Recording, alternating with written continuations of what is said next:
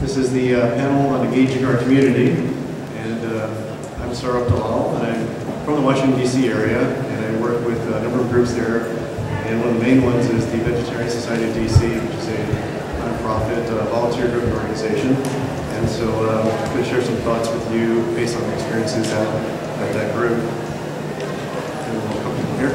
Okay, I'm just going to talk from the, I'm not going to project, so I'll just get from here. And so a little outline of the presentation. I just want to talk maybe about 10 minutes each.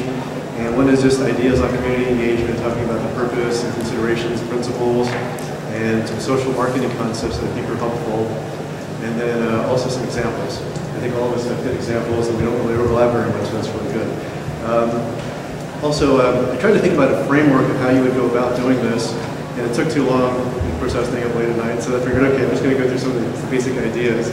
But basically, the way I look at community engagement is that it's a way to create greater awareness of ideas and rationale of certain behaviors or practices for the overall mutual benefit of the partners and possibly a third party. And it's also to encourage that practice, that set of practices. And it can take the form of, like, say, collaborations around a single issue or goal. Can you guys hear me okay? Am I speaking? No? Okay, sorry. All right. Okay, hopefully that's better. Okay, all right. So to create greater awareness of ideas and rationale of certain behaviors or practices for the overall mutual benefit of the partners involved as well as a possible third party, and to encourage those practices. And so you can collaborate around a single issue or goal. It can be cooperative strategic alliances, learning partnerships. You can try and foster continuous learning, innovation, and also managing sort of a diversity of various stakeholders that are involved in these types of partnerships. So there are also some additional benefits that I feel that you can gain from having these partnerships. And one is either media attention or the public's attention to that issue, but also either a larger issue or a broader set of issues, as well as for your particular organization itself. And then you can also potentially, by being involved in these things, gain new volunteers, new members, supporters, and of course there's always the potential of funding over time. There's a lot of considerations and principles. I just want to highlight a few that I think might be important. And one is initially from the outset is sort of managing the expectations. You have to be open and realistic about what you can achieve and what you can't achieve by going through some type of a strategic partnership. And then also you have to be ready to demonstrate that commitment, really commit the time and the resources necessary in order to make sure you're doing your part. I feel these need to be outcome-oriented, where you have to decide what are these outcomes that I want from this whole activity, this investment of resource and time and energy. And as far as possible, to make them measurable. So some type of metrics that you can use to make sure that we are actually, in fact, getting what we hope to do. And in the future, if we're looking to do this again, we can sort of see if that worked, if not, how do we refine it. So really, it's as much as possible quantitative metrics. And if you can't do quantitative, maybe some kind of qualitative ones that are clear that you can actually say, yes, we did, or no, we didn't. And I think diversity is important, just recognizing there's a large diversity. It depends on the type of partnership you're involved with, and making sure that you're looking at all the different subtleties of how you make sure that the diversity of the organization, individuals involved are addressed.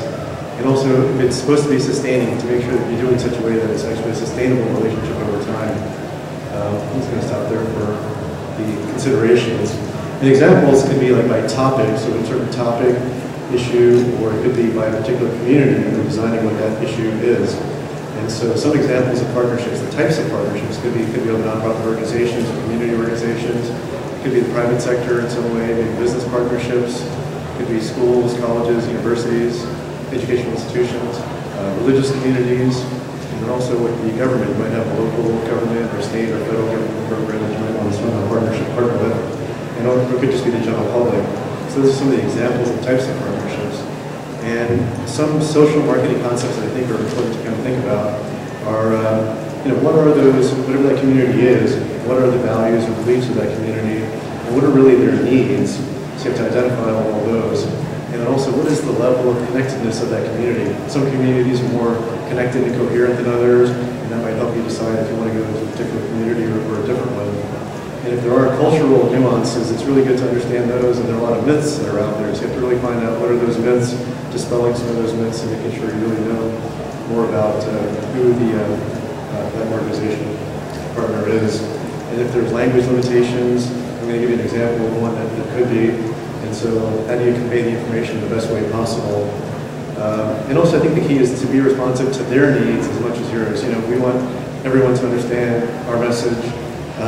We also need to, if it's a partnership, we have to make sure we understand what their point of view is and make sure we're responsive to that. And ultimately, what is the value proposition? What is the win-win or win-win-win? And make sure that's really clearly identified. So a couple of examples I want to talk about. One easy one for those involved in the animal agriculture, with animals or with veganism, is really the environmental connection. So I'm sure a lot of you have experiences on this, but really it's like the idea of the devastating effects of animal agriculture on the world. It's on the animals, on the planet, and on the people. And so it could be about pollution, it could be about the waste involved, the efficiency involved.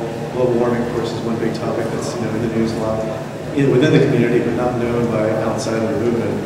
So really making those partnerships. So I think that's a good topic to potentially use to kind of get a broader appeal to issues around animals.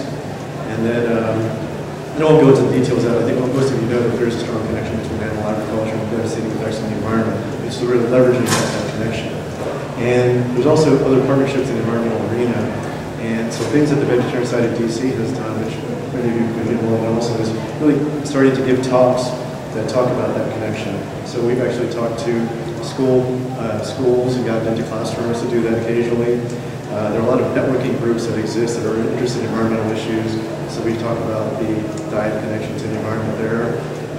Organizations that are also, it hasn't been an overwhelmingly positive response by the environmental community in general, but there are certain groups that are a little bit more open and interested, so we try and work with them. We did a big tabling event on the National Mall in DC for Earth Day. And that was probably one of the best events, in my opinion, where we've worked with environmentalists and we've actually gotten a good response. That event, for some reason, people just seem to be very receptive, where on average on other environmental events they haven't been. So that, I think it was probably because there was music involved, it was a younger crowd, so they took that message much more easily, so that was really good. And the Green Festivals, if you live in a city that does the Green Festivals, we've been partnering with them since year one. And so since they of course serve all vegetarian foods, not all vegan, but we're sort of trying to push them. But of course we have our message there, and it seems like people are open to that message more so there. There's also an interesting activity in DC called the Cool Capital Challenge. It was really looking at how do you reduce your footprint, environmental footprint. And we tried to work with them to show them that, with the whole connection of diet, why that should be part of the calculation so people can look at. So anyway, some ideas of possibilities that you can do with the topic of environment and diet. Another thing in terms of possible partnerships is with, say, ethnic communities. And there's another talk tomorrow morning at 9 o'clock. If you're interested, please try and attend that. But one of the things I've been involved with, to some extent, is the Indian American community.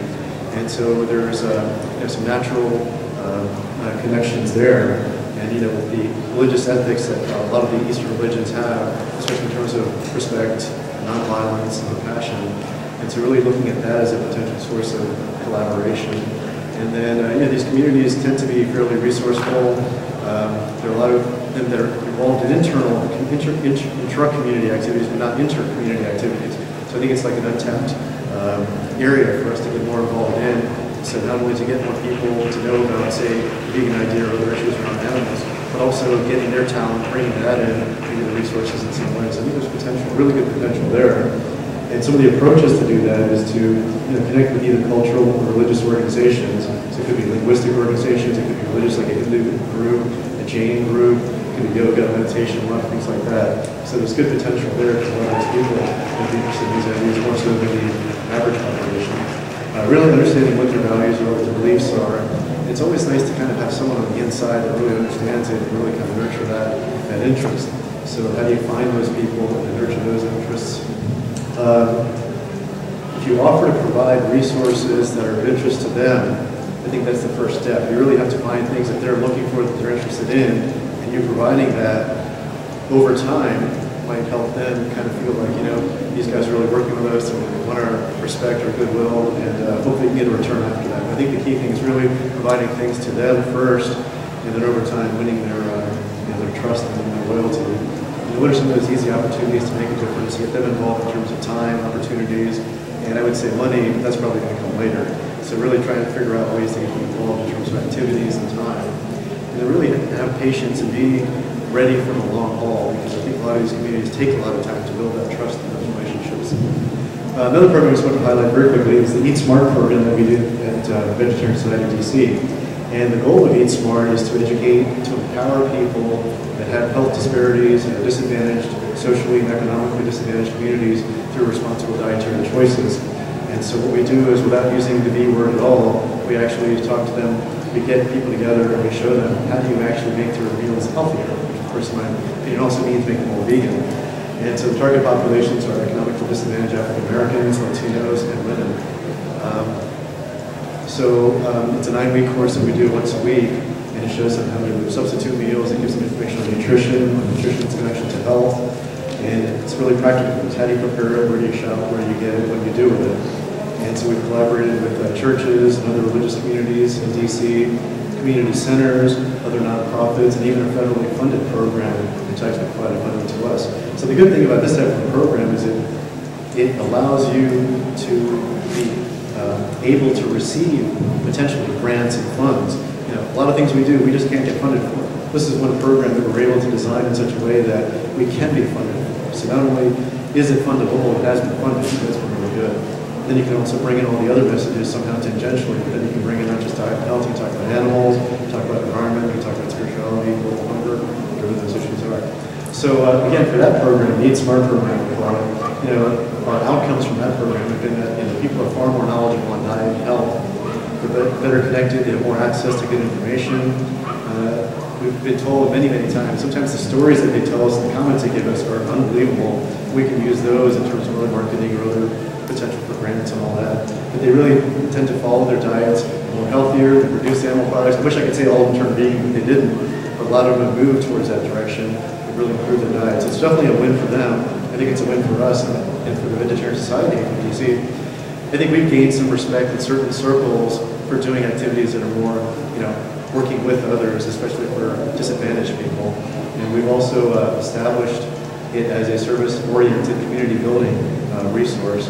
And now we're better able to leverage that program for other times when we're looking for funding and all that. So I think really it has been a win-win, not only for the participants and the organization, but of course for the animals too. I think it's been a win-win-win. And so, anyway, I'm going to end that there. I think those are 3 examples, so I'll pass it on. So thank you. If you have any questions, I'm more than happy to talk to you about any of those. And if you need to reach me, I don't have any handouts, but my email is just president@vsdc.org. It stands for the Vegetarian Society of DC.